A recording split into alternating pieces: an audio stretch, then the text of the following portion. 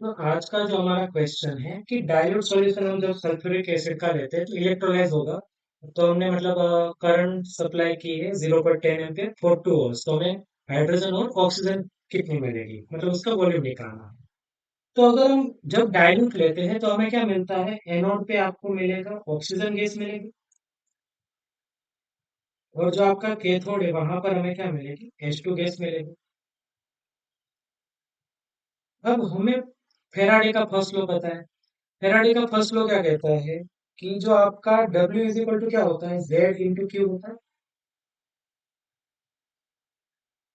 अब यहाँ पर Q क्या है, Z क्या है, पहले तो इक्विवेलेंस वेट है, डिवाइड बाय क्या आएगा आपका 96500। Q आपका क्या होता है, I इंटू टी, ये आपका W। अब अगर हम इस फॉर्मूले को देखें तो W by E is equal to I into T by 96500 हो जाएगा। अब ग्राम इक्विवेलेंट क्या होते हैं, तीन फॉर्मूले हमारे पास ग्राम इक्विवेलेंट के। एक है आपका W बाई E, मतलब वेट बाई इक्विवेलेंस वेट। दूसरा है आपका मोल इंटू एन फैक्टर, और तीसरा है आपका नॉर्मलिटी इंटू वॉल्यूम। तो अगर कोई भी रिएक्शन हो रही है, मान लो आपका यहाँ पर, तो जो ग्राम इक्विवेलेंस रहते हैं वो सबके क्या रहते हैं, सेम है। अगर हमें यहाँ पर एक ग्राम इक्विवेलेंट पता चल जाएगी तो हमें O2 के ग्राम इक्विवेलेंट पता चल जाएगी, और H2 के ग्राम इक्विवेलेंट पता चल जाएगी। ठीक है। तो अगर इसको हम सोल्व करें तो ये आपका क्या हो जाएगा, करंट आपको कितना दिया गया है, 0.10। अगर हम टाइम की बात करें तो आपका 2 घंटे दिए थे, इसको हमें सेकंड में कन्वर्ट करना पड़ेगा। इंटू 60 बाय आपका क्या हो जाएगा, 96500 हो जाएगा। अब आपका जो H2 का ग्राम इक्विवेलेंट होगा वो भी इसके इक्वली होगा। तो H2 का जो हमें फॉर्मूला क्या यूज करना पड़ेगा, मोल इंटू एन फैक्टर। अब इसके जो ग्राम इक्विवेलेंट हो गए इसके बराबर हो गए, तो हम कह सकते हैं कि 0.10 इंटू 2 इंटू 60 बाय 96500। अब H2 के लिए आपका जो एन फैक्टर होता है वो होता है 2। तो mole is into N factor कितना है, 2। तो ये आपका 0.10 इंटू 2 इंटू 60 बाय 96500। तो यहाँ पर जो आपका मोल आएगा वो आएगा अराउंड 0.0037 अराउंड आएगा।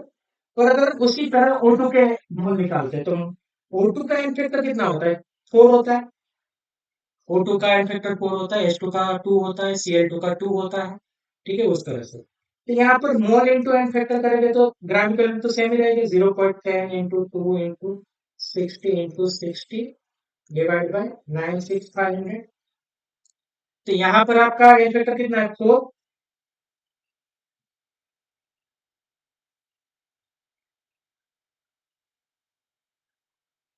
तो अगर हम यहाँ पर मोल निकालें तो ये आपका अराउंड आएगा 0.01865।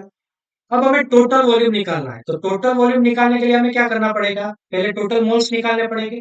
तो टोटल मोल्स यहाँ पर कितने हो गए, तो टोटल मोल्स की बात करें तो टोटल मोल्स आपके हो जाएंगे 0.0037 प्लस 0.001865। तो अगर हम इसका सम करें तो आपका टोटल मोल्स कितना हो जाएगा, 0.00595 हो जाएगा। अब आपके टोटल मोल्स मिल गए तो टोटल वॉल्यूम मिल जाएगा। तो मोल्स इज इक्वल टू क्या होता है, कि volume at HTP divide by क्या आएगा, 22.7 लीटर। ठीक है। अब हमें जो यहाँ पर जो आंसर लाना है वो किस में लाना है, सेंटीमीटर क्यूब। तो 1 centimetre cube is equal to क्या होता है, 1 ml होता है। तो हमें आंसर किस में लाना है, एमएल में। तो यहाँ पर हम 22.7 ना पुट करके हम क्या वैल्यू एमएल में पुट करेंगे, तो ये आपका क्या हो जाएगा, 22,700 हो जाएगा। तो हमें टोटल वॉल्यूम एट एचटीपी मिल जाएगा। तो अगर हम ये सोल्व करते हैं तो मोल्स हमारे कितने हैं, 0.00555 इंटू 22,700।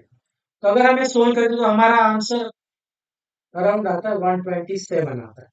तो हमारा आंसर कितना होगा, 127 एम। या तो हम यहाँ पर ये भी कह सकते हैं कि 127 सेंटीमीटर क्यूब।